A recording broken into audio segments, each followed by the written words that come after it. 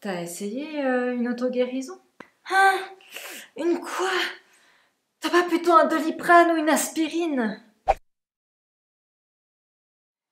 Bonjour à tous.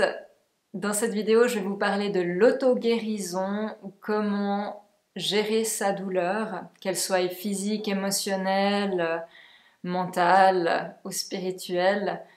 Mais dans tous les cas, ça va pas traiter que du corps physique, hein, ça peut être sous plein d'autres formes. Mais voilà un petit peu le sujet du jour. Alors avant de commencer, j'aimerais juste préciser une chose. Quand je parle de douleur ou de problématiques ou de symptômes, évidemment que je parle plutôt de bobologie, d'accord? C'est clair que s'il y a un pronostic vital engagé, on va pas parler de prime abord de l'auto-guérison. Par contre, même s'il y a un problème de santé grave, hein, comme un cancer ou quelqu'un qui aurait une maladie chronique ou aiguë, on peut rajouter, avec l'accompagnement médical, on peut rajouter aussi un accompagnement énergétique, holistique, parce que voilà, je viens du monde médical et je pense que c'est intéressant d'avoir une synergie de ces deux pratiques, qu'elles soient un peu plus énergétiques ou qu'elles soient plus médicales, plus terre à terre. Mais dans cette vidéo, je parle vraiment de bobologie plutôt et éventuellement d'un plus, un petit plus pour peut-être des personnes qui auraient des maladies un peu plus graves qui pourraient accompagner leur traitement de base. Mais voilà, je dis pas que c'est la solution miracle, d'accord, je transmets juste une technique toute simple que je vous invite à expérimenter, ça vous coûte rien, ça va pas vous faire de mal dans tous les cas. Et puis voilà un petit peu l'idée de cette vidéo. Alors, tout simplement, si un jour vous avez une douleur, comme je vous disais, hein, qu'elle soit physique, émotionnelle, qu'elle vous surprenne, qu'elle tire un peu en longueur, que vous soyez assis ou couché, il n'y a pas de règle, hein, vraiment pour moi, c'est-à-dire que ce qui compte, c'est votre concentration, votre implication dans ce moment d'auto-guérison, la confiance aussi que ça se passe. Ça va beaucoup plus loin que l'effet placebo pour moi, même s'il y a un petit effet de placebo, hein, parce qu'on la personne qui va vous guérir, hein, c'est pas le thérapeute médium ou forcément le médecin, bien que les deux peuvent aider à une guérison, mais la guérison elle vient avant tout de vous-même, d'accord? Donc c'est pas voilà, il n'y a pas de règle stricte, mais je vous invite à soit vous asseoir, soit être couché. Moi, quand je fais ça, j'ai une main sur mon cœur, puis j'ai une main en bas du ventre. Des fois, j'ai les deux mains en bas du ventre, mais je pense que si vous êtes juste sur le dos avec les mains en l'air, paume contre le ciel, ça va aussi, ou ailleurs sur le corps. L'idée, c'est simplement, pour moi, il y aurait, je dirais, trois phases. La première phase, c'est que quand il y a une douleur, on écoute le corps. C'est-à-dire que si il y a un mal-être, une tristesse ou de la colère, enfin une émotion, ou si c'est vraiment une douleur physique, on écoute cette douleur-là. Souvent, quand il y a la douleur, quand il y a un désagrément dans notre vie ou une douleur, hein, on veut tout de suite régler le problème, qu'on n'en parle plus et puis que ça revienne comme avant et qu'on n'ait aucun effort à faire. Ça, c'est l'humain, hein, on est comme ça. Et l'idée, pour moi, c'est de ne pas prendre tout de suite un médicament et en se disant ouais allez c'est pas grave, il faut que je sois au top demain, j'ai pas le droit de pas aller au travail, donc il faut que je tienne sur pied, je vais bouffer toutes les gélules que j'ai et puis voilà. Ça c'est pas écouter le corps. Je dis pas, je suis pas contre les médicaments, mais je pense que le corps sait très bien s'auto-guérir, s'auto-gérer. Pour ça, ça demande juste un peu, il a besoin de temps, hein, il a besoin qu'on l'écoute, il a besoin de son rythme à lui. Et si vous avez déjà une bonne base saine de vie, ça ira encore plus vite, cette auto-guérison. Ça, je reviendrai après sur ce point. Donc, premier point, c'est déjà d'écouter le corps et de pas faire genre vivement que ça passe et puis que je puisse revenir à ma petite vie en mode œillère et j'ai rien vu. Donc, qu'est-ce que cette douleur, elle veut me dire? Pourquoi elle est là? Est-ce que c'est simplement un faux mouvement, un côté pragmatique? Peut-être que je dois changer le matelas de mon lit parce que c'est pas celui qui est ajusté pour moi? Ou est-ce que cette douleur lombaire qui traîne depuis des mois, voire des années, quand je ferme les yeux puis que j'écoute mon corps, puis je sais pas, je vois la tête de ma femme, puis je suis en train de me dire, ou de mon homme, hein, c'est égal, et puis que je suis en train de me dire, ouais, mais en fait, peut-être que ce couple, il me correspond plus. Puis peut-être que les soucis intérieurs que j'écoute pas, ils se transforment en douleur en bas du dos. Voilà, peu importe ce qui vous vient, mais c'est vraiment d'écouter la douleur. Qu'est-ce que mon corps veut me dire là maintenant? Peut-être qu'il veut juste me dire, écoute, t'as trop fait, faut te poser. Donc un peu en mode alerte, en disant là, t'es en train un petit peu de dévier de ta trajectoire, t'es en train de te désaligner de qui tu es, de où ton cœur veut t'amener. Donc, je te sonne l'alarme pour que tu reviennes ici. Donc, point numéro 1, j'écoute le corps. Point numéro 2, ce serait pour moi la respiration. Parce que quand il y a une douleur quelque part, on est un petit peu obligé de prime abord de passer ce moment un peu désagréable où la douleur est forte et la douleur est tellement forte parfois qu'on n'arrive plus à se concentrer.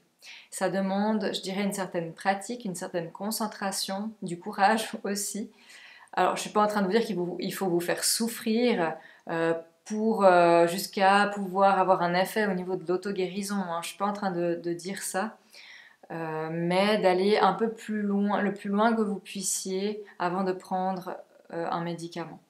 Bon là je suis revenue un peu sur le point 1, mais pour dire le point 2, la respiration, c'est que avant que je prenne un antidouleur, un anti-inflammatoire ou que sais-je encore, je vais simplement respirer dans ma douleur, dans mon désagrément.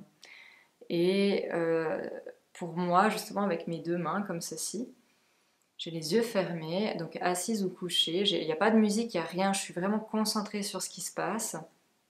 Et c'est ça des fois qui n'est pas agréable parce que vu qu'on est concentré, on sent encore plus la douleur, mais après ce moment, il passe.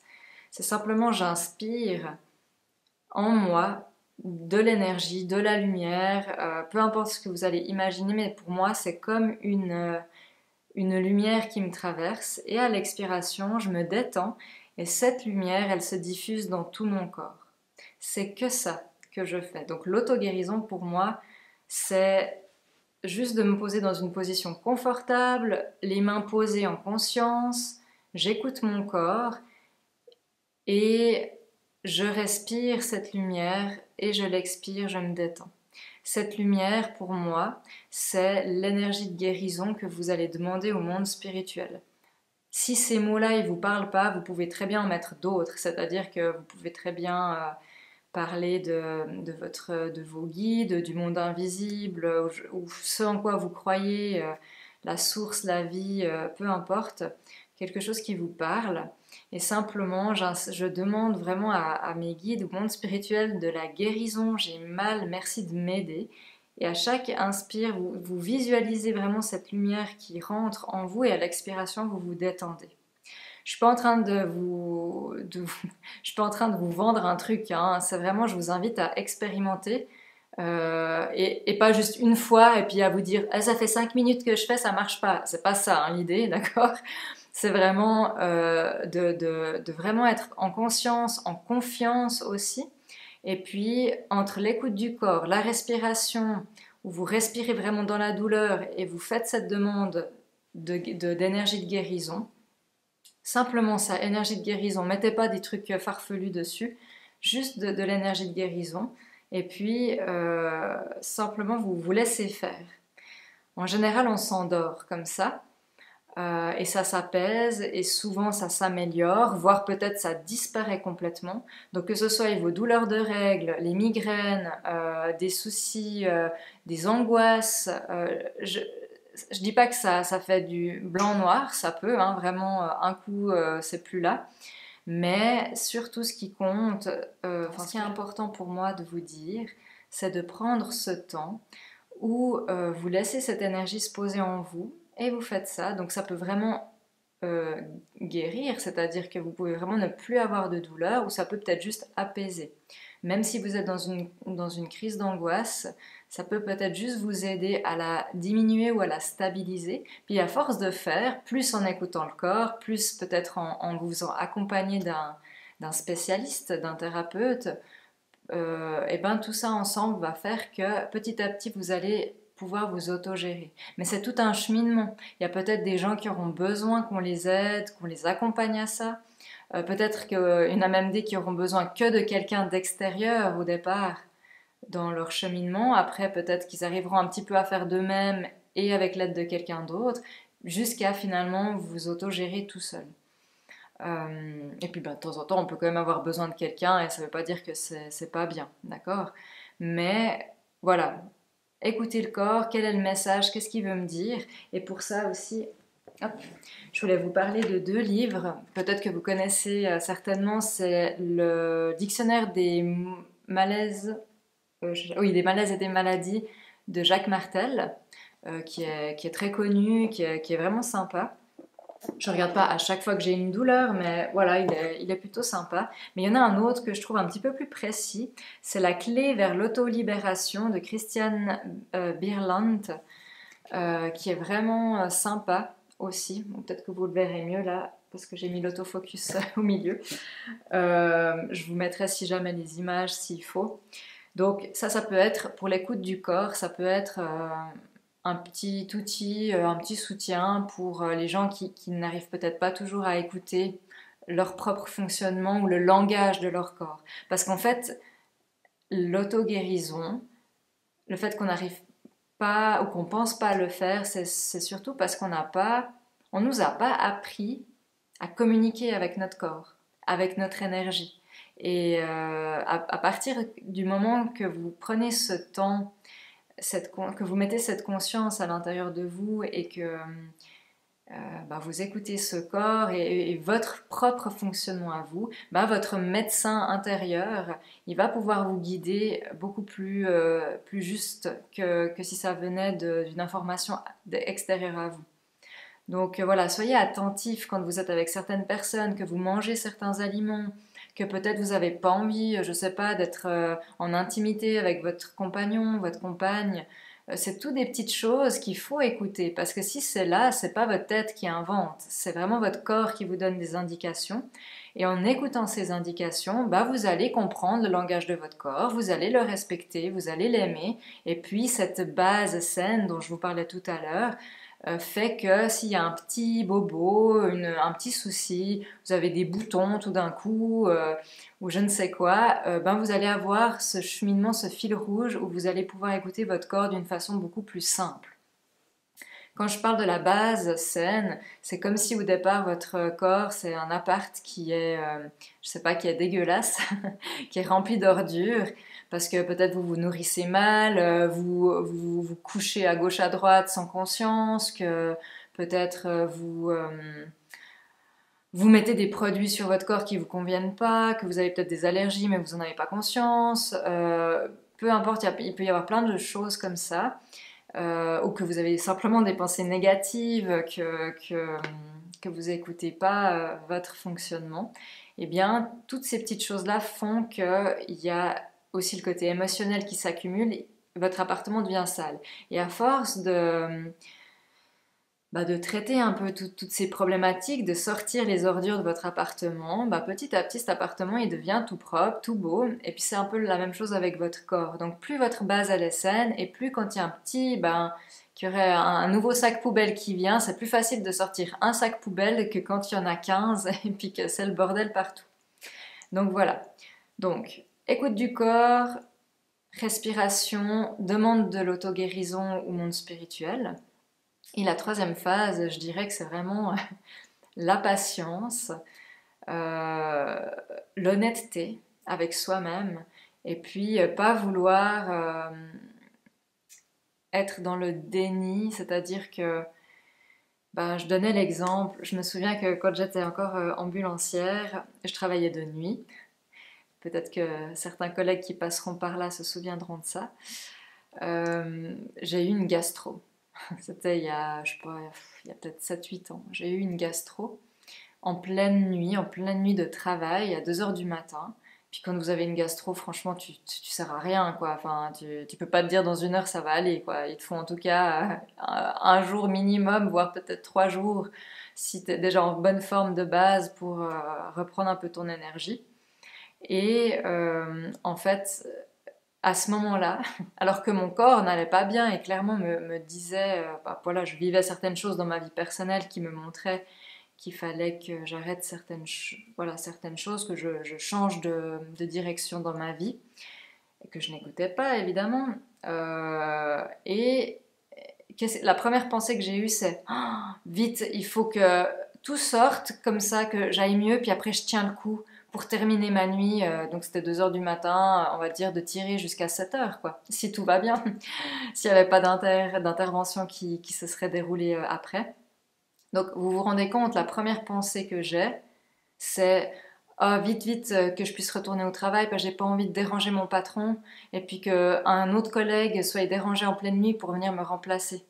Mais je servais à rien, j'étais en PLS quoi. Donc euh, c'est clair que à ce moment-là, j'avais aucun respect pour mon corps de juste me dire ben là je peux pas, là j'arrive pas. Donc ma foi tant pis si ça va embêter mon patron, ça va embêter ma collègue, mon collègue qui va venir me remplacer, mais là je peux pas donc j'accepte que je peux pas. Et il y a des gens vraiment qui se forcent à qui ont honte ou qui culpabilisent de pas écouter leur corps ou de c'est peut-être le travail, mais vous pourriez très bien être un parent et puis vous vous dites non mais je peux pas pour mes enfants ou quoi.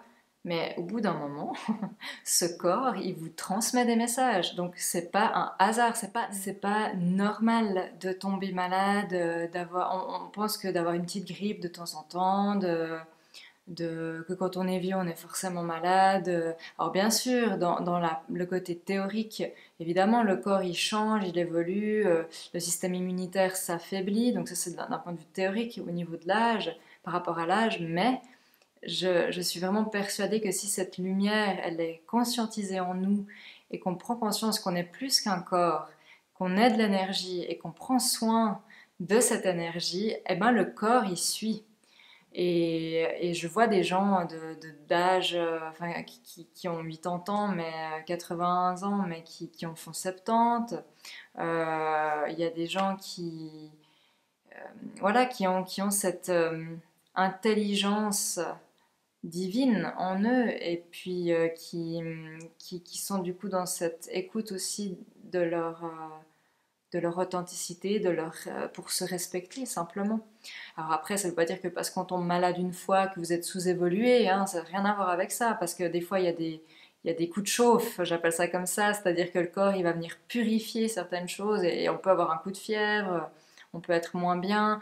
Il y a des réajustements énergétiques au niveau du collectif, donc ça peut être des influences lunaires, planétaires, euh, des influences au niveau du collectif. Il peut y avoir des réajustements aussi au niveau personnel. Donc peut-être qu'il y a des téléchargements au niveau énergétique qui se font chez vous et puis du coup ben, le corps hop, il péclote un petit peu parce qu'il doit se réajuster. Donc c'est pas parce que vous tombez malade une fois que oh là là c'est pas bien. Par contre c'est clair que le système, votre fréquence vibratoire elle est un peu plus basse. Hein. Clairement quand vous êtes malade ou quand vous avez beaucoup de maux, ça vous montre aussi que votre énergie elle est plus basse que ce qu'elle devrait. Et c'est de l'augmenter cette énergie en vous écoutant, en prenant des décisions qui sont justes pour vous, pour votre cœur, qui sont guidées par le cœur eh ben, tout ça va faire que votre énergie elle va augmenter et vous tombez moins malade.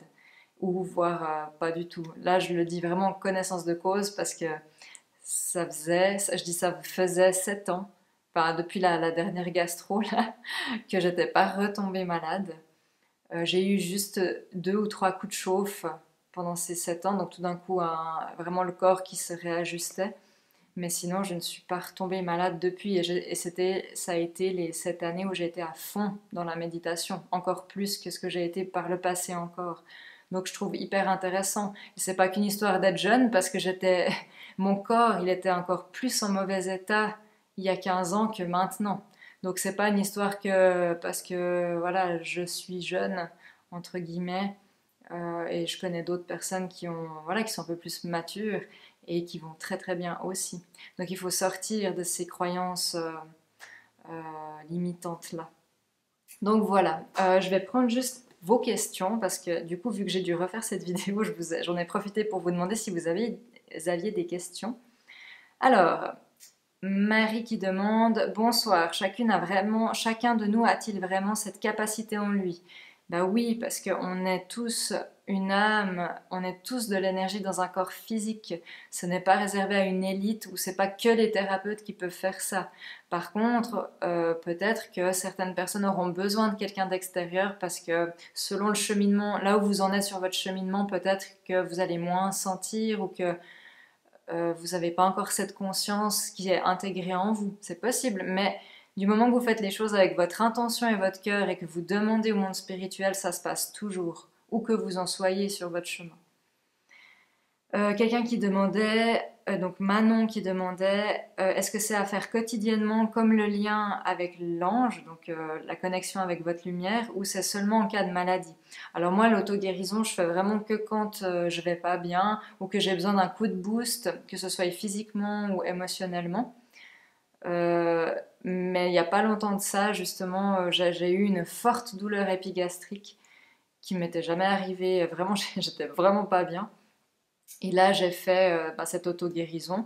Mais sinon, le simple fait d'être en lien avec mon guide intérieur tous les jours en méditation, ou au-delà de la méditation, juste d'être consciente dans mon quotidien, j'ai l'impression que ça m'amène de l'énergie.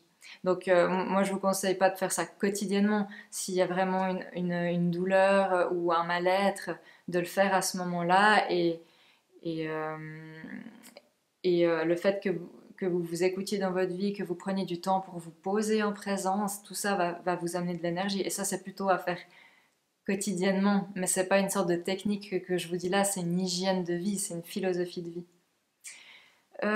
Quelqu'un qui demandait: est-ce que tout peut être guéri? Alors oui, parce que pour moi l'énergie elle n'a pas de limite, mais ça dépendra de la personne surtout et de son engagement à changer de vie s'il y a besoin de changer.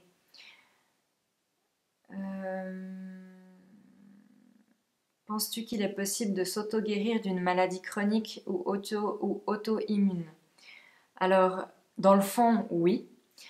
Mais si je dis oui, c'est pas pour donner un faux espoir à des gens désespérés. C'est simplement que je pense vraiment que tout est possible avec l'énergie, avec ce que j'ai vécu, avec ce que j'ai vu. Maintenant, c'est un cheminement. Ça demande de la patience, ça demande vraiment une écoute authentique et de mettre en action cette écoute authentique pour que ça ait un impact sur le concret, sur la matière, et que la matière se transforme en fonction des choix que l'on fait. Donc c'est tout bêtement, hein, comme je vous disais avant, si vous sentez que vous n'êtes pas juste dans votre job, pourquoi vous continuez d'y aller? Oui, mais j'ai peur, la sécurité, tatati tatata, hein, tout ça. Puis bah, qu'est-ce qui se passe? Il y a des mots du corps, il y a des alertes déjà. Vu qu'on n'écoute pas ces alertes, ça devient des mots. Et puis tout d'un coup, ça devient vraiment des maladies et peut-être quelque chose de même chronique, voire encore plus grave par la suite. Je souhaite ça à personne, je suis pas en train de vous faire peur non plus, mais c'est vrai que entre mon travail d'ambulancière et quand je faisais encore des séances privées, j'ai vraiment vu ça chez les gens. Donc il y a vraiment pour moi, on a vraiment cette capacité de réversibilité jusqu'à un certain seuil et puis peut-être qu'après ça devient, c'est pas impossible mais ça devient peut-être plus compliqué. Et après il y a tellement de témoignages de gens qui guérissent de cancer, de maladies graves, de maladies chroniques, parce qu'ils ont fait des jeûnes, parce qu'ils ont fait certains soins énergétiques, parce que simplement ils ont fait du développement personnel. Et puis je pense que voilà, il faut trouver un équilibre entre tout ça. Mais voilà ce que j'avais envie de vous partager dans cette vidéo. Je vais m'arrêter là, sinon elle pourrait durer très longtemps aussi. Et n'hésitez pas à me mettre en commentaire si vous aviez d'autres questions ou si vous voulez témoigner de quelque chose que vous-même vous avez vécu ou peut-être que vous avez pratiqué l'auto-guérison. En tout cas, ça m'intéresserait et je pense que ça pourrait aussi aider d'autres personnes.